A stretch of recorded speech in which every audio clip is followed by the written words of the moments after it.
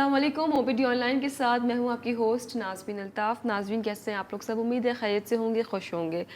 नाज़रीन अगर बात की जाए कल के हवाले से तो कल जो सैंडस्टॉर्म जो आंधी आई उससे खासा नुकसान हुआ।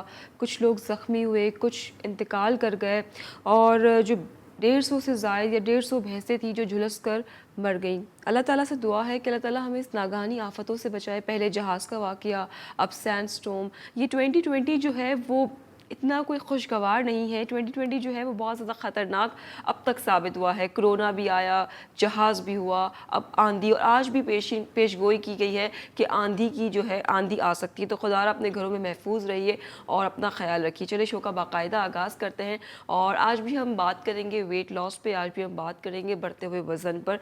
सबसे पहले मैं डॉक्टर साहब को वेलकम कर लेती हूँ। डॉक्टर साहब अस्सलाम वालेकुम। डॉक्टर साहब कैसे हैं आप? वालेकुम अस्सलाम, अल्हम्दुलिल्लाह ठीक। डॉक्टर साहब आज भी हम डिस्कस करेंगे, कल हम डिस्कस कर रहे थे कैलोरीज़ के हवाले से।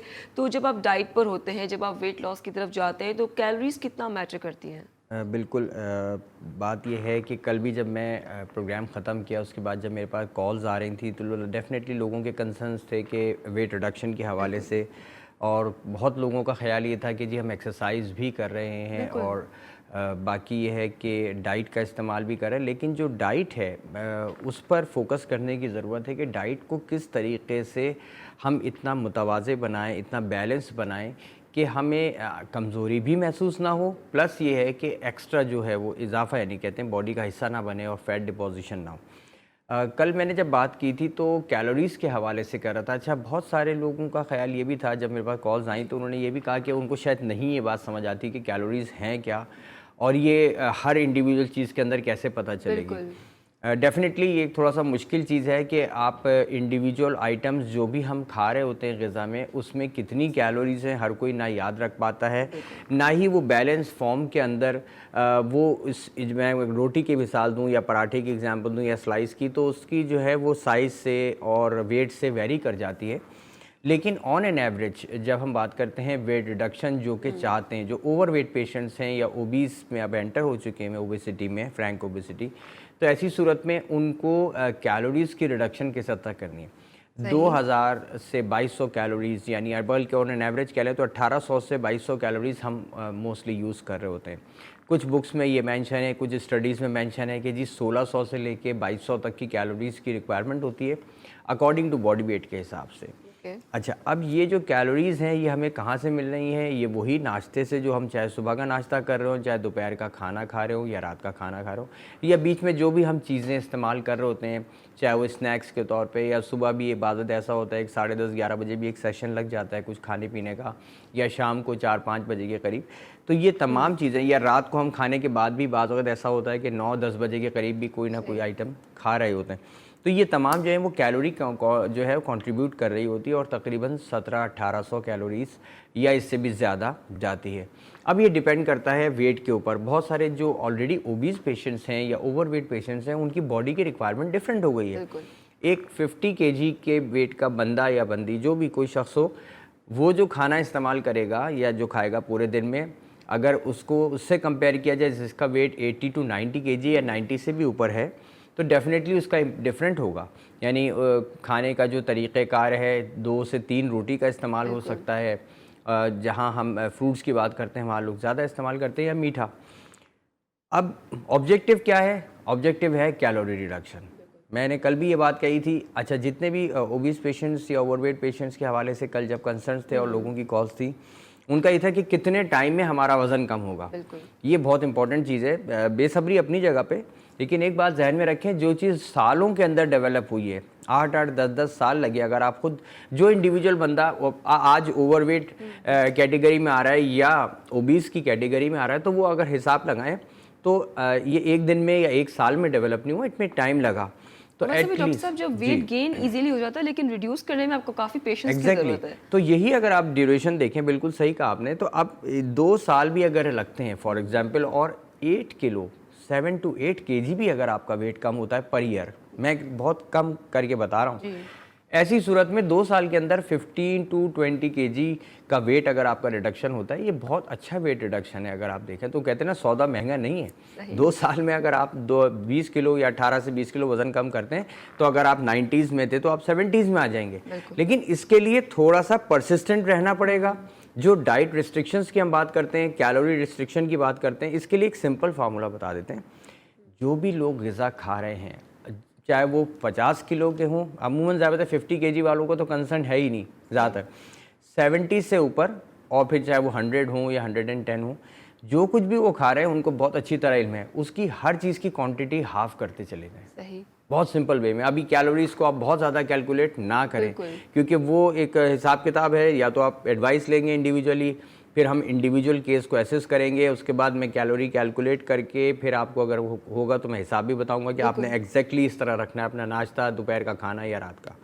लेकिन ये जो लोग, जाहिर सी बात है हर कोई नहीं कांटेक्ट कर पाता या डॉक्टर से रुजू नहीं कर पाते, तो एक रफली याद रख लें कि जो कुछ भी वो खा रहे हैं उसकी क्वांटिटी हाफ कर दें। तो डेफिनेटली अगर आपकी 2000 कैलोरीज की कंजम्पशन थी या 2500 तक पहुंची हुई थी, वो खुद ही रिड्यूस होके 1500-1600 के ऊपर आ जाएगी। क्योंकि इस बेसिस पे जब ये 1500-1600 परसिस्टेंट रहेगा तो इंशाल्लाह ताला साल 2 साल के अंदर ये वेट आपका वापस नॉर्मलाइज होना चाहिए। वैसे सर, जैसे आपने बताया कि आपको वरना कैलोरीज के लिए जो है वो एक डाइटिशियन का सहारा लेना पड़ता है, बिकॉज वो आपको एक प्रॉपर चार्ट के थ्रू जो है आपकी डाइट कंट्रोल बताते हैं। लेकिन जैसे आपने बताया कि आप पोर्शंस कंट्रोल कर लें खुद से घर में, तो ये ज़्यादा बेहतर तरीका है अपना वजन कम करने का या कैलोरीज पर काम करने का। नाज़मीन, आपकी बात सही है। डाइटिशियन का एक्चुअली बात ये है कि अगर हम नंबर ऑफ डाइटिशियंस बात करें पाकिस्तान के अंदर, तो एक गिने चुने हैं, चंद होंगे ना, बहुत ज़्यादा नहीं है। और फिर दूसरी बात ये कि हर कोई डाइटिशियन अलग से अफोर्ड नहीं कर पा रहा होता, तो हम एक ऐसी चीज़ बताते हैं जो दरमियाना रास्ता हो। बिल्कुल, आप सही कह रहे हैं। एक कॉलर हमारे साथ मौजूद हैं। हेलो, अस्सलाम वालेकुम। लाइन ड्रॉप हो गई है, आप हमें दोबारा कॉल कर सकते हैं हमारे शो पर। तो सर मतलब हम एक और तरीका है जिससे लोग बड़े परेशान हैं, वो अक्सर ट्राई करते हैं कि हमारा वेट लॉस हो जाए, लेकिन नहीं हो पाता। स्ट्रेस भी एक बहुत बड़ी वजह है जिससे आपका वेट बढ़ता है। अच्छा, ये चीज़ जो है जहाँ पे स्ट्रेस के लिए कहा जाता है कि स्ट्रेस से आपका वेट बढ़ता है, बहुत सारे ऐसे हैं कि स्ट्रेस से वेट बहुत कम भी हो जाता है। अच्छा। मैं अगर अपनी मिसाल दूँ, कभी पीरियड ऐसा भी गुजरा है कि जिसमें स्ट्रेस में थे तो शायद बहुत ज़्यादा वेट लॉस हुआ।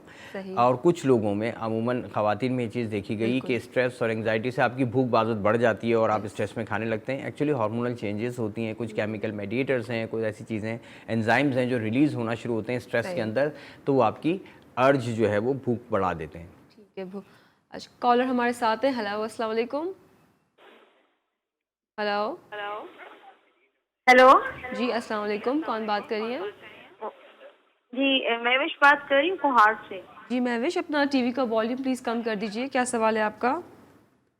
जी, मेरा ये सवाल है कि मेरा पेट थोड़ा सा बड़ा हुआ है और मेरा वेट 68 केजी का है, तो मैं इसे रिड्यूस कैसे करूँ? ठीक हो गया। उम्र कितनी है आपकी? मेरी उम्र 39। ठीक है, मैं इसलिए उम्र पूछ रहा होता हूँ कि एक्चुअली बाज़ औक़ात क्योंकि हमें आवाज़ से आइडिया नहीं हो रहा होता है, और अगर मैं किसी को कोई एक्सरसाइज रिकमेंड करता हूँ या डाइट के हवाले से, तो कहीं वो एकदम से तज़ाद ना हो जाए कि जी मैंने कहा कि जी आप भाग दौड़ करें और किसी की एज फॉर एग्जांपल 65-70 है, तो डेफिनेटली उनके लिए पॉसिबल नहीं होता, इसलिए मैं एज पूछ रहा होता हूँ। अच्छा, देखें, आपकी कॉल का बहरहाल शुक्रिया। मैं एक जनरली बात करना चाहूँगा जिनका एब्डोमेन जो है, पेट जो है वो बढ़ रहा है। अच्छा, पेट बढ़ने की 2 बड़ी वजूहात है, ठीक है। एक तो ये है कि खाने के बाद पानी का इस्तेमाल, सही, ठीक है, और दूसरा ये जो 3 टाइम का हमारा खाना है जिसे हम डंपिंग कहते हैं, कि सुबह अच्छी खासा चलें, सुबह का first meal of the day should be rich, अच्छा होना चाहिए नाश्ता, बिल्कुल सही है, लेकिन दोपहर और रात का खाने में कमी होनी चाहिए। वो जो कहते हैं ना हदीस के हिसाब से कि 3 हिस्से होने चाहिए, एक हवा का, एक पानी का और एक ग़िज़ा का। हम और आप अगर सही से तज्ज़िया करें तो डेफिनेटली हम ना हवा के लिए जगह छोड़ते हैं ना पानी के लिए। एक बात। अच्छा, दूसरी चीज़ ये है कि जब एक्सरसाइजेज़ हैं, कुछ स्टमक की एक्सरसाइजेज़ हैं जो करनी पड़ेंगी, ख़ासतौर पे ख़वातीन के हवाले से, क्या मर्दों में भी मैं अगर कहूँ तो उनमें ये है कि बैली निकल रही है। अच्छा, एक मैंने लास्ट काफ़ी टाइम पहले मैंने प्रोग्राम में ये बताया था कि अमूमन लोगों की हैबिट होती है इस तरीके से हाथ रख के खड़ा होने या बैठने की। ये जो हैबिट है, जो अगर मुझे देख रहे हैं, ये जो हैबिट है ऐसी सूरत में जो आपकी मसल्स हैं, जो एक्चुअली सामने कोई हड्डी तो है नहीं, तो जो मेन जिसे हम लीनिया एल्बा कहते हैं, ये एक स्ट्रेच बैंड की तरह है। ये बैंड तमाम मसल्स को रोक के रखता है एक्चुअली। अब अगर ये मसल बैंड जो है ये लैक्स करने लगेगा, हम इस पर ज़ोर डालेंगे, इस तरह खड़े होते हैं या बैठ जाते, तो ऐसी सूरत में ये मुस्तकिल खिंचता रहता है, फिर लूज़ पड़ जाता है। तो जो सपोर्टिंग मसल्स हैं जो यहाँ आके मिल रही हैं, एक्चुअली कोई भी मसल जहन में रख लें, गोश्त का, यानी वो जो जैसे हम जिस तरह हाथ की मसल्स की बात करते हैं, कोई भी मसल कंटिन्यूटी में यहाँ से वहाँ तक नहीं है। ये बीच में एक बैंड से मिली हुई है जिसे लीनिया एल्बा कहते हैं। तो ये जो स्ट्रेच बैंड है, इसको अगर हम मज़ीद ढीला लूज़ कर देंगे तो जाहिर सी बात है आपका स्टमक जो है बाहर की तरफ निकलना शुरू हो जाएगा, एक बात। दूसरा ये कि एक्सरसाइजेस के लिए कॉमनली मैं बात करूं, जिनको हर्निया का प्रॉब्लम नहीं होना चाहिए, कोई एब्डोमिनल सर्जरी ना हुई भी हो, और करेंटली फ़ौरन प्रेगनेंसी के बाद ऐसा नहीं करना है। जो मैं एक्सरसाइज बता रहा हूँ बहुत कॉमन सी है, बिल्कुल फ्लैट लेट के पैरों को थाई के लेवल से थोड़ा सा उठाएंगे, बहुत ज़्यादा नहीं, सिर्फ 1 से 2 इंच उठाएं, और जितनी देर रोक सकते हैं 5 सेकंड 10 सेकंड, फिर वापस रखें, फिर उठाएं। ऐसा 4 से 5 मिनट अगर कर सकें तो एब्डोमिनल मसल्स जो है वो टाइटन अप होना शुरू हो जाएंगे, काफ़ी फर्क पड़ेगा। ठीक है, एक कॉल हमारे साथ है। हेलो, अस्सलाम वालेकुम। हेलो हेलो जी, कौन बात कर रहे हैं, कहाँ से? जी, मैं हादी शाह बात कर रहा हूँ कोयटा से। जी सर, क्या सवाल है आपका? मेरा सवाल ये है कि डॉक्टर साहब से कि मेरा ऑब्स्ट्रक्टिव जॉइंटिस हुआ था जी। उसके बाद आगा खान में वहाँ पे पित्ते में जो नली था वो बिल्कुल नेरोइंग था, वहाँ पे स्टंट डाल दिया। तो स्टंट डालने के बाद तो वहाँ पे मेरे डाइट को सही नहीं रखा, उसके बाद मुझे काफ़ी कमज़ोरी हुआ, फिर SIUT में आके मेरा इलाज हो गया। तो वहाँ पे मुझे मेरा हीमोग्लोबिन और बाकी जो रेड ब्लड सेल्स और दूसरी चीज़ें थे बहुत कम थी। जी जी।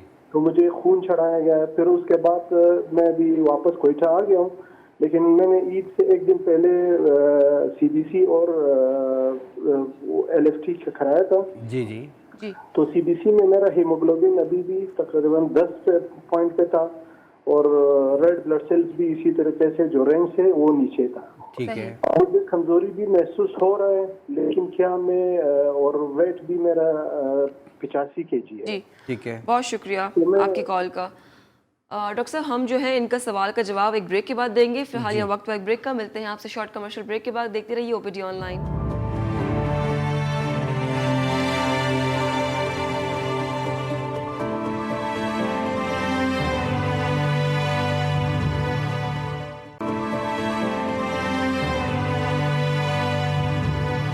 Welcome back from the break. आप देख रहे हैं OPD ऑनलाइन और बात हो रही है यहाँ पे वेट लॉस के हवाले से, बात हो रही है बढ़ते हुए वजन पर। डॉक्टर साहब, क्या बढ़ता हुआ वजन जो है आप किसी मेडिसिन के थ्रू जो है वो कम कर सकते हैं? डाइट तो अपनी जगह, लेकिन मेडिसिन क्या काम जी करती है? बिल्कुल, जैसे डाइट और एक्सरसाइज अपनी जगह पे, डायबिटीज़ के लिए भी हम यही बात कहते हैं। तो जहाँ पे ओवरवेट या ओबेसिटी की तरफ लोग जाते हैं या एंटर हो गए हैं, तो उनकी मेडिसिन्स भी रिकमेंड की जाती हैं। FDA की तरफ से कुछ अप्रूव मेडिसिन्स हैं जो इसमें दी जाती हैं, और उसको लेकिन बहुत यानी इंडिविजुअल केस को जज करने के बाद, अमूमन कल भी जब मैं ये प्रोग्राम, अब हमारा 3rd डे है, ये जब प्रोग्राम कर रहा था, अमूमन लोगों की कॉल्स थी और उनका ये था कि बस हमें मेडिसिन बता दें ताकि मैं मेडिसिन वो स्टार्ट कर दें। एक्चुअली बात ये है कि जो मेडिसिन स्टार्ट की जाती है इस हवाले से, उसमें कुछ पैरामीटर्स ऐसे हैं कि आपका लिपिड लेवल्स जो है वो ओवरऑल देखा जाता है बॉडी का, ठीक है, और जो को फैक्टर्स हैं, चाहे वो डिजीज़ हो, हाइपरटेंशन हो, डायबिटीज़ का किसी को यानी ज़ियाबतीस का प्रॉब्लम है, ये तमाम चीज़ें, या और कोई बीमारी तो नहीं है, उसके बाद फिर वो मेडिसिन स्टार्ट की जाती है। तो ये इंडिविजुअली एसेस किया जा सकता है। ऐसा पॉसिबल नहीं है कि मैं यहाँ बोर्ड पे या वैसे बता दूँ कि जी ये मेडिसिन का नाम है और ये इतने दिन देनी है। अमूमन क्या होता है कि जब वो मेडिसिन हम स्टार्ट करते हैं तो उसके बाद फिर एक 1.5 महीने पे, महीने से 1.5 महीने के बाद हम एक टेस्ट रिपीट करवाते हैं और कोलेस्ट्रॉल लेवल्स और बॉडी के मुख्तलिफ पैरामीटर्स चेक किए जाते हैं, फिर उसे कंटिन्यू किया जाता है। तो बहरहाल मेडिसिन ज़रूर है, इसमें कोई शक नहीं है। जी ठीक है। कॉलर हमारे साथ हैं। हेलो, अस्सलाम वालेकुम। जी वालेकुम सलाम जी। जी, कौन बात कर रहे हैं, कहाँ से? मोहम्मद अली बात कर रहा हूँ, लाहौर से। डॉक्टर साहब से गल कर लीजिए। जी जी, बात कीजिए प्लीज़ डॉक्टर साहब से। जी जी जी जी, अस्सलाम वालेकुम जी। वालेकुम सलाम। जी मोहम्मद अली साहब। ये डॉक्टर साहब जो प्रोग्राम कर रहे हैं, जी जो डॉक्टर साहब, सर हमारा वजन बहुत बढ़ गया, तकरीबन 125 किलो हो गया है। ठीक है। हाँ जी, इसका सर हम क्या करें? अच्छा, उम्र कितनी है आपकी? उम्र सर हमारी है 36 साल। 36 साल। 36? जी जी। अच्छा, तो 36 हाँ तो जी। माशाल्लाह क्वाइट यंग, और इस एज में आपका इतना वज़न बढ़ जाना बहुत ज़्यादा है। आपको बहुत ब्लड ज़्यादा प्रेशर या वज़न बढ़ शुगर गया। की प्रॉब्लम तो नहीं है मोहम्मद अली साहब? नहीं सर। ठीक है। ठीक है। अच्छा, अब ऐसी सूरत में देखें, बहुत मैं जैसे भी बात कर रहा था कि मेडिसिन भी स्टार्ट की जा सकती है, प्लस ये है कि एक ऑप्शन के तौर पे मैं एक बात कह रहा हूँ, ज़रूरी नहीं कि मैं आपके स्पेसिफिकली बात कर रहा हूँ, जहाँ पे इतना वेट हो तो वहाँ पे हम जो है लाइपोसक्शंस का भी सोचते हैं, सेलेक्टिव लाइपोसक्शंस की जा सकती हैं। सही। लेकिन वही बात कि तमाम इन्वेस्टिगेशंस करने के बाद और आपके रिस्क फैक्टर्स कैलकुलेट करने के बाद ये स्टेप्स लिए जाते हैं। तो मैं चाहूँगा मोहम्मद साहब, प्रोग्राम के बाद मुझे कॉल कीजिएगा तो मैं आपको इंशाल्लाह डिटेल में एडवाइस दे सकूँगा इस हवाले से, ठीक है? क्योंकि आपका वज़न काफ़ी ज़्यादा है, तो सिर्फ एक्सरसाइज या डाइट से ही जो है एकदम से इतनी रिडक्शन नहीं आएगी। ठीक है। तो डेफिनेटली हमें जो और पैरामीटर्स हैं और तरीक़ेकार हैं, जो प्रोसीजर्स हैं, हम वो अप्लाई किया जा सकता है। ठीक है, बहुत शुक्रिया आपकी कॉल का। डॉक्टर साहब, ब्रेक से पहले जो है हमारे साथ एक जी, कॉलर मौजूद थे, डॉक्टर बिल्कुल हादी साहब बात कर रहे थे, उनका जवाब रह गया था। एक्चुअली थोड़ा सा साउंड डिस्टॉर्शन आई थी, ये तो मुझे पता चला था कि उनको कॉलेस्टेटिक जॉन्टिस है और उनका वेट भी ज़्यादा है। अभी जो उनकी करंट कंप्लेन है हादी साहब, मैं आपकी सवाल थोड़ा सा सुन पाया था, बिल्कुल। और लेकिन क्योंकि हमें ब्रेक पे जाना पड़ गया, तो बहरहाल मैं चाहूँगा कि आप मुझे प्रोग्राम के बाद कॉल कर लीजिएगा मेरे नंबर पे, पर्सनल मोबाइल नंबर पे, ठीक है? वहाँ आपको प्रोड्यूसर साहब से मिल जाएगा डिटेल्स, या अगर आप मिस कर जाते हैं तो प्रोड्यूसर से हमारे ले सकते हैं नंबर, बाकी वरना ये डिस्प्ले हो रहा होता है, तो आप मुझे कॉल करें, मैं डिटेल में इंशाल्लाह आपसे डिस्कस कर लूँगा ये चीज़। बहुत बहुत शुक्रिया। डॉक्टर साहब, अक्सर देखा गया है कि जब मोटापा बढ़ता है तो बीमारियां जो हैं वो भी जन्म लेती हैं। जब डायबिटिक पेशेंट हो जाता है तो उसका वजन जो है वो इंसुलिन लेने से किसी का बढ़ जाता है और किसी का कम हो जाता है, तो जो बढ़ जाता है उनको क्या करना चाहिए? देखिए, सबसे इम्पोर्टेंट चीज़ पहले ये है कि जब भी ओवरवेट या ओबेसिटी की तरफ हम जा रहे होते हैं तो 3-4 ऐसी बीमारियां हैं जो वाज़े तौर पे सामने आने लगती हैं, जिसमें डायबिटीज़ सर फहरिस्त है। और क्योंकि उसकी वजह ये होती है कि आपका एक बॉडी का कवर्ड एरिया, जिसे मैं कहूँ, बढ़ता है, एक्सपैंड होता है। इंसुलिन जो बनाने वाले खलिए हैं, जैसे जो पेनक्रियाज में होते हैं, आइलेट ऑफ लैंगरहैंस में बीटा सेल्स जो बना रहे हैं इंसुलिन, वायरल, वो इंसुलिन जो है जितना यूनिट्स भी बना रहे थे, अब उनकी जो अमाउंट है उसको बढ़ाना पड़ता है बॉडी की रिक्वायरमेंट के हिसाब से जब वेट बढ़ेगा। तो ऐसी सूरत में डायबिटीज़ के चांसेस बहुत ज़्यादा बढ़ते हैं। ब्लड प्रेशर की डेफिनेटली शिकायत होती है, किडनी के ऊपर लोड पड़ता है। तो ये वो दो तो बहुत इंपॉर्टेंट है। उसके बाद आर्थराइटिस, क्योंकि वज़न जब बढ़ रहा है, जैसे मैंने आज जब हम जोड़ों के दर्द के उस पर बात करते रहे कि जब आपका वज़न बढ़ेगा, आपकी बोन का स्ट्रक्चर तो वही है, उसको तो नहीं मज़ीद बढ़ना था, तो सारा लोड उस पर आने लगता है। तो आर्थराइटिस, ऑस्टियोआर्थराइटिस, ये बीमारियाँ, यूरिक एसिड लेवल्स बढ़ना, पूरा बैलेंस जो है वो आपका आउट हो जाता है। बिल्कुल आप सही कह रहे हैं। कॉलर हमारे साथ है। हेलो, अस्सलाम वालेकुम। वालेकुम अस्सलाम। अस्सलाम वालेकुम। वालेकुम अस्सलाम जी, कौन बात कर रही हैं? समीना खान बात कर रही हूँ फ्रॉम कराची से। जी, क्या सवाल है आपका डॉक्टर साहब के लिए?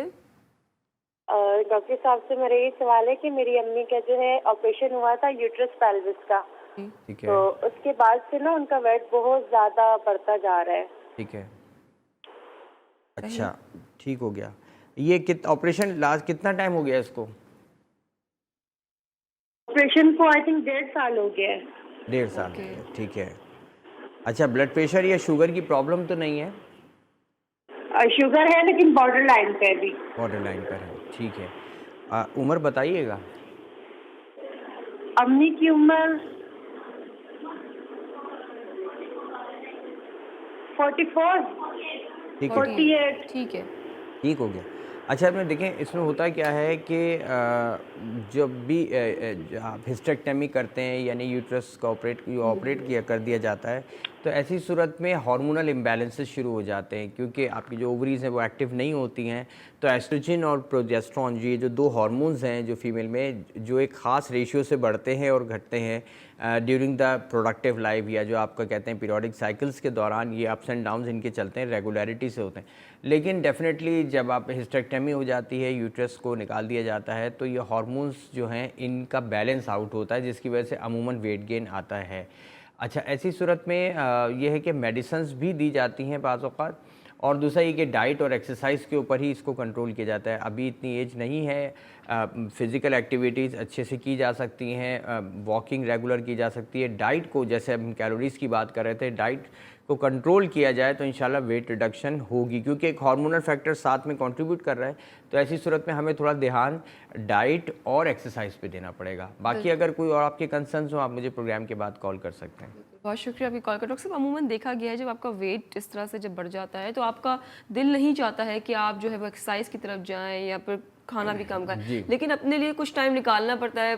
स्लोली एंड ग्रेजुअली जो है आप उस रूटीन में आ जाते हैं। बेशक आप जो है वो ब्रिस्क वॉक ना करें, लेकिन आप स्लोली वॉक करें और अपने दिन में जो है वो 15 मिनट्स 20 मिनट्स इस तरह से टाइम पीरियड बढ़ाते रहें, तो इंशाल्लाह जो है आपको बहुत ज़्यादा फ़र्क महसूस होगा। डॉक्टर साहब, अक्सर देखा, आप अक्सर बात करते हैं कि जब भी आपका वेट बढ़ जाता है तो आपने एक्सरसाइज करनी है। वो कौन सी पर्टिकुलर एक्सरसाइज है जो आप बात करते हैं? देखिए, जिस तरह कहा जाए कि कोई भी आप नई चीज़, पैक्ड आइटम भी घर में लेके आते हैं, चाहे वो बाहर गाड़ी की शक्ल में खड़ा हो गया, अगर आपने उसको काफ़ी अरसे यूज़ नहीं किया, आपने उसको गाड़ी को स्टार्ट ना करें तो भी कुछ अरसे बाद बैटरी डाउन होना शुरू होती है, इंजन ऑयलिंग ख़राब होती है। मैं एक मिसाल दे रहा हूँ। तो जो उसके मूवमेंट, जितने मूवमेंट वाले पार्ट्स हैं, जो जहाँ पे मोशन मूवमेंट्स होनी है, वो ख़त्म होते तो जंग लगने लगता है। इसी तरीके से हमारी बॉडी के अंदर अगर आप गौर करें, मैं बार बार ये लफ्ज़ इसलिए कहता हूँ कि अगर मैं इस पे अमल शायद ना कर रहा हूँ तो मैं आपको एडवाइस ना कर सकूँ। बिलीव मी, एक अरसा रहा है कि जिस वक्त मुझे भी जॉइंट्स में पेन होने लगा था और लेथार्जिक होना, सुबह फ्रेश ना उठना, तो एक चीज़ ये आई कि ठीक है, एज होना अपनी जगह, लेकिन इतना भी नहीं है कि मैं भाग दौड़ या चल फिर ना सकूं, और थकन होना और ज़्यादा प्रेफर करना कि बैठा जाए। जब इसके बाद थोड़ा सा बॉडी को एक्सर्ट करना शुरू किया, मैंने क्रिकेट से ही शुरू किया था, थोड़ी सी क्रिकेट खेलना शुरू करी, उसके बाद टेबल टेनिस, थोड़ा थकन हुई बहुत ज़्यादा, एक हफ्ता बहुत तकलीफ है उसके बाद, लेकिन एक बॉडी में बहुत बड़ा ड्रास्टिक चेंज आया। जो मुझे क्रॉनिक पेन चल रहे थे, मैं अपनी ही मिसाल दूंगा, तो वो उसमें बहुत वाज़ेह फ़र्क महसूस हुआ। तो एक चीज़ बहुत ज़्यादा इस्टेब्लिश जो कि ऑलरेडी है कि आप जब बॉडी को मूव करेंगे तो बॉडी वार्म अप होगी। जब भी हम वार्म अप का वर्ड यूज़ करते हैं ना, इसको कभी आप घर में अगर जो प्रोग्राम देख रहे हैं, एक तजर्बा करके देखिएगा। बहुत ज़्यादा कुछ नहीं, पहले टेम्परेचर यहाँ पे इस तरह हाथ पे यहाँ फील करें, चाहे मेल हो या फीमेल, सिर्फ फील करें। इसको सिर्फ 15 से 20 दफ़ा ज़रा करके तो देखें, और उसके बाद यहाँ पे टेम्परेचर फील करें। क्यों? क्योंकि मसल्स काम करना शुरू डॉक्टर कर साहब, हम कॉलर भी साथ में ले लेते हैं। आई थिंक हेलो, अस्सलाम वालेकुम। जी वालेकुम सलाम मैम। जी, कौन बात कर रहे हैं? जी मैं हेलो। जी हेलो, सुन सकते हैं आपको? जी मैं कोयटा से जरीना बात कर रही हूँ। जी जी, क्या सवाल है? जी ये मेरे डॉक्टर से बात करनी है कि सर ये मेरा मसला है कि मेरा वेट बहुत ज्यादा हो गया है ना। जी 40 मेरा एज है और वेट मेरा 124 है। 124, ठीक है। ठीक है। अच्छा। और मैं ये पूछा करूँ कि मतलब मैं वेट बहुत ज्यादा, घुटनों में मेरी पेन ज्यादा होती है और मैं चलने फिरने में मसला होता है, उठने बैठने में, तो वेट बहुत ज्यादा है। तो मुझे अगर कोई सजेस्ट कर ले कोई मेडिसिन या कुछ इस तरह, या डॉक्टर साहब अपना पर्सनल नंबर दे, तो मैं बहुत परेशानी में हूँ। ठीक है, वो आपको तो खैर पैनल से मिल जाएगा नंबर मेरा, पहली बात। दूसरा ये है कि जैसे मैं बात कर रहा हूँ कि डाइट और एक्सरसाइज, देखें जो चीज़ मैं ऑन स्क्रीन रिकमेंड कर सकता हूँ मेनली वो डाइट और एक्सरसाइज का एलिमेंट्स हैं। ठीक है, जहाँ तक मेडिसिन का ताल्लुक़ है तो मेडिसिन मैं इसलिए भी नहीं बता रहा होता, मैंने आपको पहले भी ये बात बताई है कि मेडिसिन का मतलब तो लोग जो है ना अपने तौर पे नोट डाउन करते हैं और उसके बाद वो लेना शुरू है। ये इंतहाई नुकसानदेह हो सकता है। एक तो सेल्फ मेडिकेशन कहलाएगी एक तरीके की, क्योंकि मैंने एडवाइस नहीं कर रहा हूँ उनको। दूसरी बात ये कि इंडिविजुअल टू हर पेशेंट टू पेशेंट ये चीज़ वेरी कर रही होती है।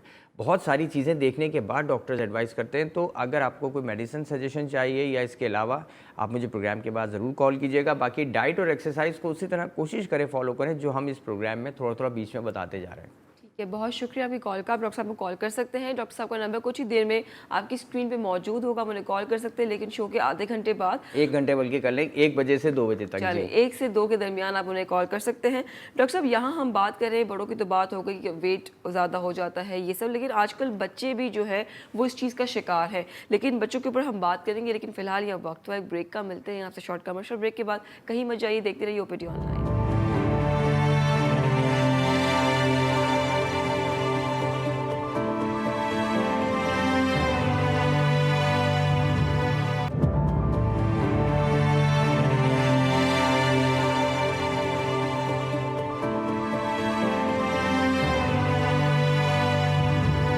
Welcome back from the break. आप देख रहे हैं ओपीडी ऑनलाइन। डॉक्टर साहब, हम काफ़ी सारी डिस्कशन हमने कर ली है ओबेसिटी पे, लेकिन बच्चे भी आजकल जो है वो ओबेसिटी का शिकार है, उसकी क्या वजह है? देखिए, मैं चाहूँगा कि बल्कि ये अच्छा है पॉइंट है कि बच्चों के हवाले से, क्योंकि बड़ों में तो मेडिसन्स और दूसरी चीज़ों पे हम जाते हैं, बच्चों में मामून मेडिसन्स पे नहीं एडवाइस करते। प्लस ये है कि बच्चों की एक्टिविटीज़ बहुत डिफरेंट होती हैं। ठीक है, बच्चों की ओबेसिटी के हवाले से मैं चाहूँगा कि अगर हम कल इस पे ज़्यादा डिटेल में डिस्कस कर लें, सिर्फ सोलली बच्चों की कल हम बात कर लें, तो वो ज़्यादा, क्योंकि पूरा टॉपिक की तरह हो जाएगा और इम्पॉर्टेंट है, जो लोगों के कंसर्न्स हैं वो हम एड्रेस कर लेंगे। साथ में मैं अभी जैसे हम बात कर रहे थे एक्सरसाइज के हवाले से और डाइट के हवाले से, तो ये चीज़ ज़रूर है कि वार्म अप जो है, जो हमारी बॉडी का वार्म अप होना है, ये बिल्कुल एक्सक्लूसिव होता है, ये हट कर है, ये रूटीन सेट का होता है। हम जो रूटीन के काम कर रहे होते हैं तो अमूमन हम उसे एक्सरसाइज का हिस्सा समझते हैं। ये चीज़ इंतहाई गलत है, ये ख्याल जहन से निकाल दें।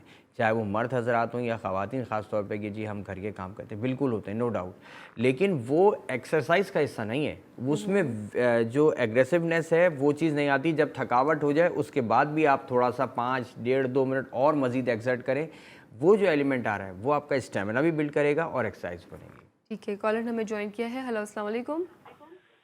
जी वालेकुम सलाम। जी, कौन बात कर रही है, कहाँ से?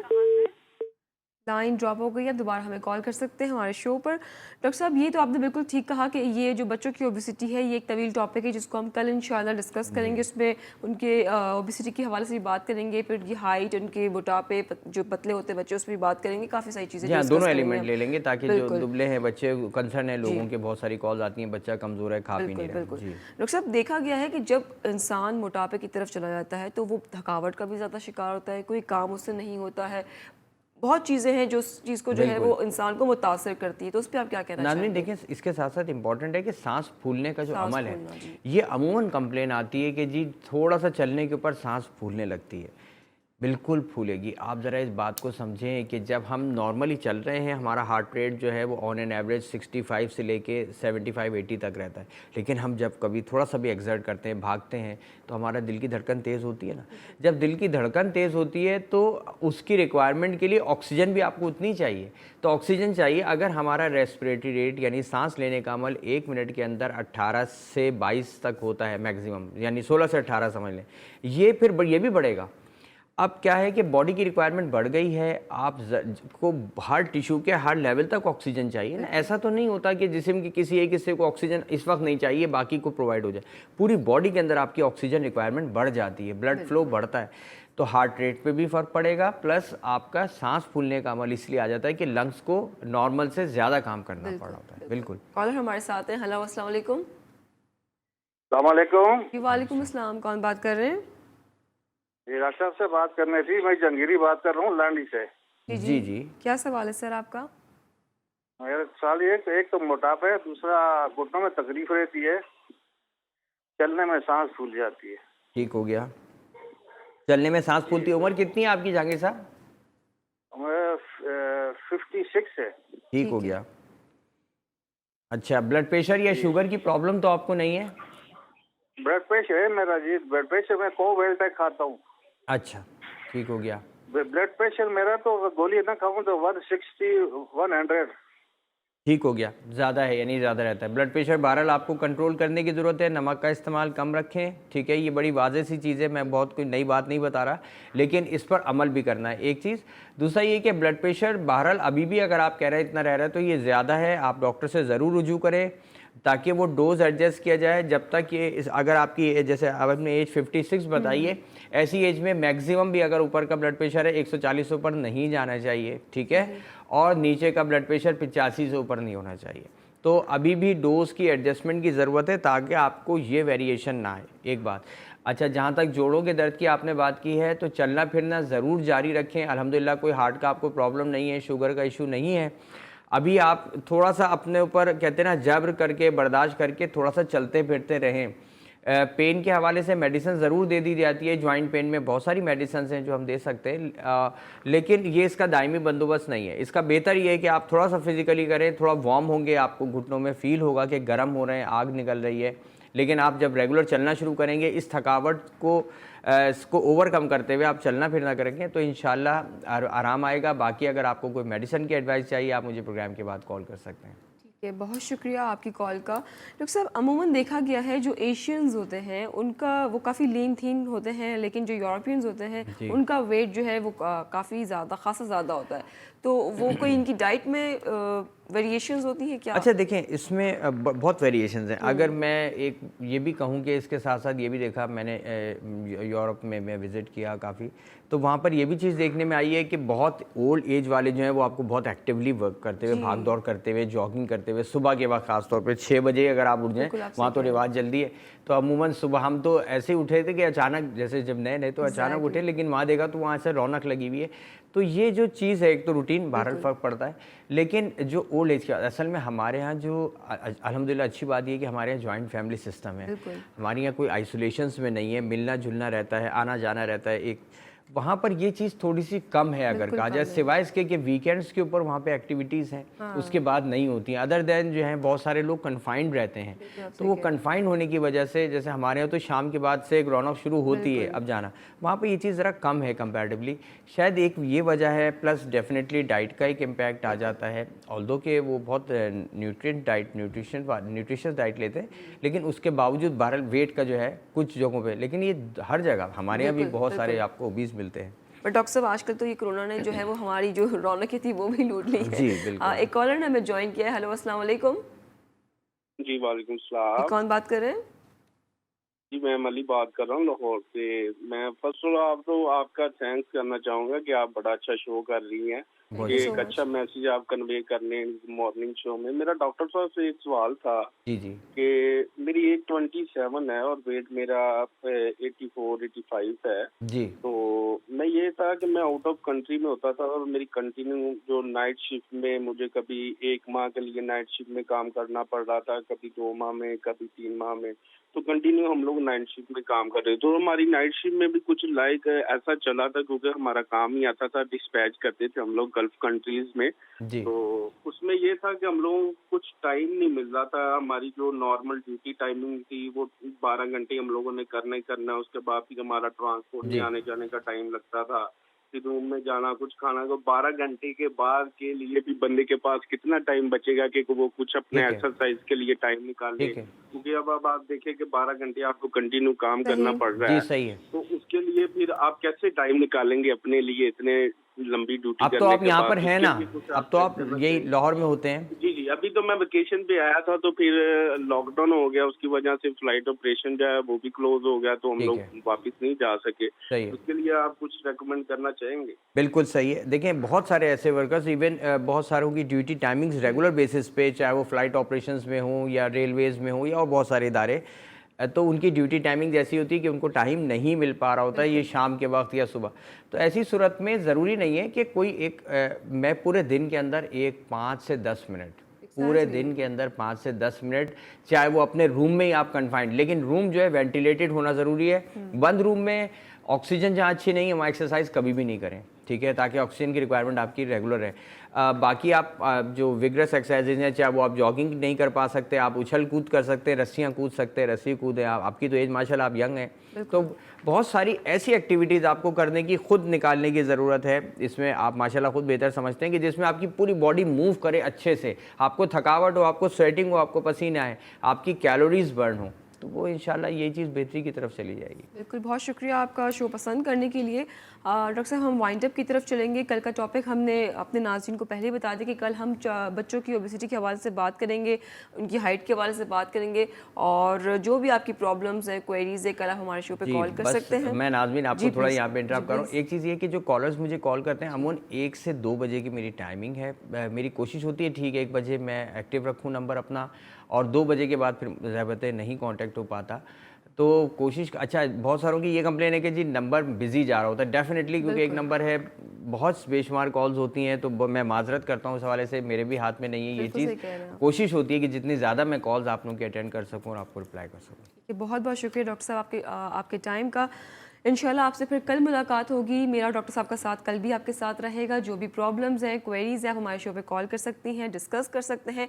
दीगर मसाइल जो भी हैं आपके इस टॉपिक के अलावा भी आप हमें कॉल कर सकते हैं, बिकॉज़ हमारा मकसद आप लोगों को हेल्प आउट करना है, जो आप लोग घर में बैठे हैं इस वक्त कोरोना की वजह से। मुझे, डॉक्टर साहब को, मेरी पूरी टीम को दीजिएगा इजाज़त। अपनी दुआओं में याद रखिए, अपना ख्याल रखिए। अल्लाह ने के बाद।